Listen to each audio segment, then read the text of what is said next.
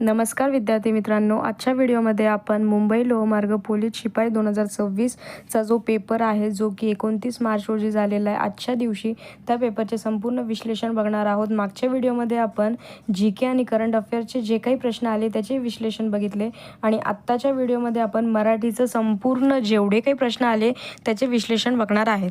प्रश्न क्रमांक 1, अनुज या शब्दाचा विरुद्धार्थी शब्द कोणता? ऑप्शन ए बहीण, ऑप्शन बी दोस्त, ऑप्शन सी जनक, ऑप्शन डी अग्रज. तर या प्रश्नाचं योग्य उत्तर आहे ऑप्शन नंबर डी अग्रज. अनुज म्हणजे धाकटा भाऊ ज्याचा जन्म नंतर झाला आहे आणि अग्रज म्हणजे मोठा भाऊ ज्याचा जन्म आधी झाला आहे. प्रश्न क्रमांक 2, झटून अभ्यास केला की यश हमखास मिळते या वाक्याचा प्रकार सांगा. ऑप्शन ए केवल वाक्य, ऑप्शन बी संयुक्त वाक्य, ऑप्शन सी मिश्र वाक्य, ऑप्शन डी जोड वाक्य. तर या प्रश्नाचं योग्य उत्तर आहे ऑप्शन नंबर सी मिश्र वाक्य. ज्या वाक्यात एक प्रधान वाक्य आणि एक किंवा अधिक गौण वाक्य की, कारण, जर, तर यांसारख्या उभयान्वी अव्ययांनी जोडले जातात त्यांना मिश्र वाक्य असे म्हणतात.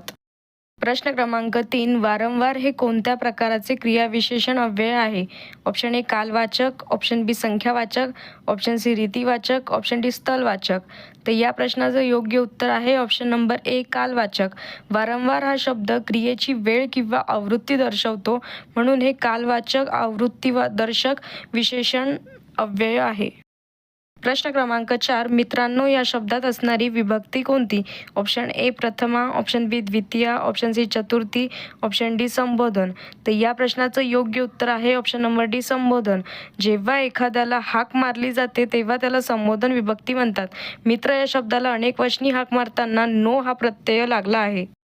प्रश्न क्रमांक 5, मध गोड असते अधोरेखित शब्दाचे विशेषण ओळखा. ऑप्शन ए गुणवाचक, ऑप्शन बी संख्यावाचक, ऑप्शन सी धातुवाचक, ऑप्शन डी भाववाचक. तर या प्रश्नाचं योग्य उत्तर आहे ऑप्शन नंबर ए गुणवाचक. गोड हा शब्द मधाचा गुण दर्शवतो, म्हणून ते गुणवाचक विशेषण आहे.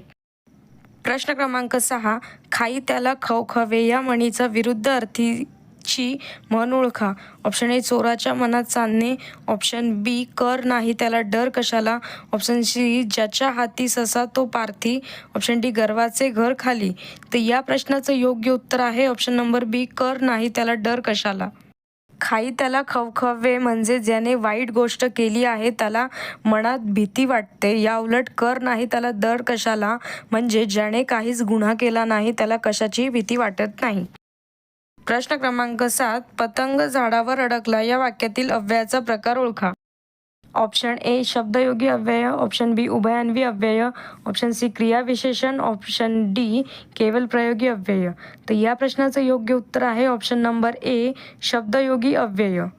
झाडावर या शब्दातील वर हे शब्दयोगी अव्यय आहे, कारण ते नामाला झाड जोडून आले आहे. प्रश्न क्रमांक 8, चांदणे या शब्दाचा समानार्थी शब्द ओळखा. ऑप्शन ए अवनी, ऑप्शन बी यामिनी, ऑप्शन सी ज्योत्स्ना, ऑप्शन डी शिती.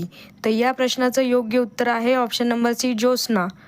चांदणे या शब्दाला मराठीत ज्योत्स्ना किंवा कौमुदी असे समानार्थी शब्द आहेत. प्रश्न क्रमांक 9, आज लागणे या वाक्प्रचाराचा अर्थ ओळखा. ऑप्शन ए आळ येणे, ऑप्शन बी झळ लागणे, ऑप्शन सी आभाळ कोसळणे, ऑप्शन डी डोळा लागणे. तर या प्रश्नाचं योग्य उत्तर आहे ऑप्शन नंबर बी झळ लागणे. आज लागणे म्हणजे उष्णतेची झळ लागणे किंवा एखाद्या संकटाचा थोडाफार त्रास होणे.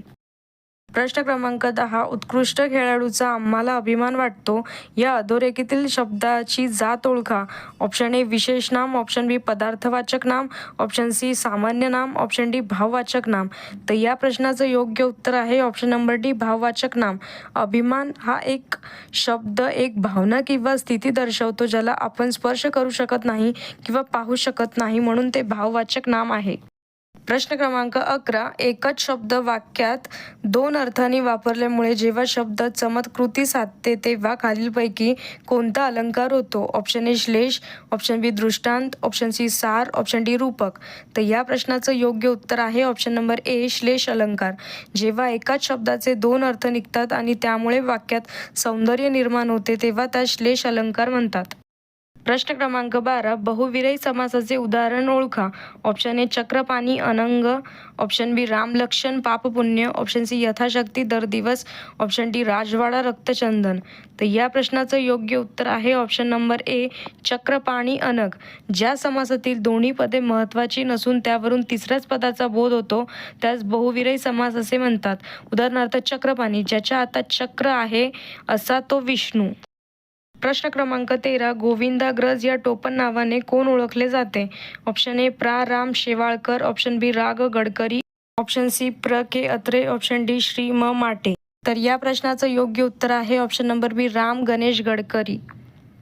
प्रसिद्ध मराठी कवी आणि नाटककार राम गणेश गडकरी हे गोविंदाग्रज या टोपण नावाने कविता लिहित असत.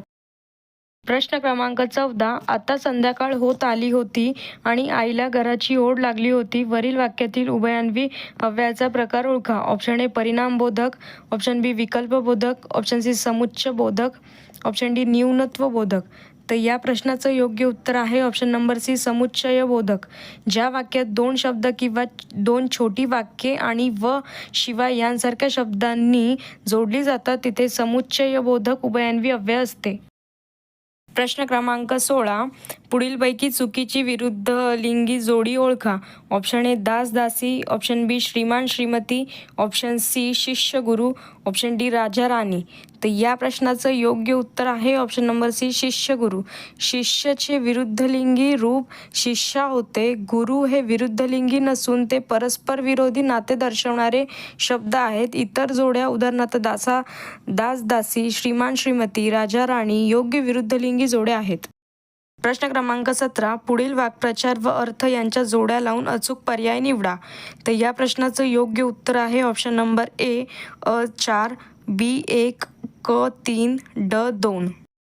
प्रश्न क्रमांक 18 आकृतीत लपलेल्या वाक्प्रचाराचा योग्य अर्थ सांगा. तर तो कोणता अर्थ आहे ते आपल्याला सांगायचं आहे. ऑप्शन नंबर ए योग्य वेळ निघून गेल्यानंतर काम करणे, ऑप्शन बी एकाचा राग दुसऱ्यावर काढणे, ऑप्शन सी परिस्थितीत पाहून वागणुकीत बदल करणे, ऑप्शन डी बेजबाबदारपणे वागणे. तर या प्रश्नाचं योग्य उत्तर आहे ऑप्शन नंबर ए योग्य वेळ निघून गेल्यानंतर काम करणे किंवा अधिक अचूक अर्थ केलेल्या उपदेशाचा काहीही उपयोग न होणे. प्रश्न क्रमांक 19 अनासक्ती या शब्दाच्या विरुद्धार्थी शब्द कोणता? ऑप्शन ए नासक्ती, ऑप्शन बी आसक्ती, ऑप्शन सी सक्ती, ऑप्शन डी शक्तविना. तर या प्रश्नाचं योग्य उत्तर आहे ऑप्शन नंबर बी आसक्ती. आसक्ती म्हणजे ओढ किंवा लोभ, तर अनासक्ती म्हणजे कशातही गुंतून न राहणे. तर आजचा व्हिडिओ आपण इथेच थांबूयात. आपण मराठीचे 19 प्रश्न बघितलेले आहे. उरलेले प्रश्न आपण उद्याच्या व्हिडिओमध्ये बघूयात. तुम्हाला हे प्रश्न स्पर्धा परीक्षेसाठी अत्यंत महत्त्वाचे ठरलेले आहेत, कारण की हे येऊन गेलेले प्रश्न आहे जे की भावी परीक्षेमध्ये अत्यंत महत्त्वाचे आहेत. व्हिडिओ आवडला चॅनलला लाईक शेअर सबस्क्राईब करा. व्हिडिओ शेवटपर्यंत नक्की बघत जावा, नक्कीच फायदा होईल. धन्यवाद.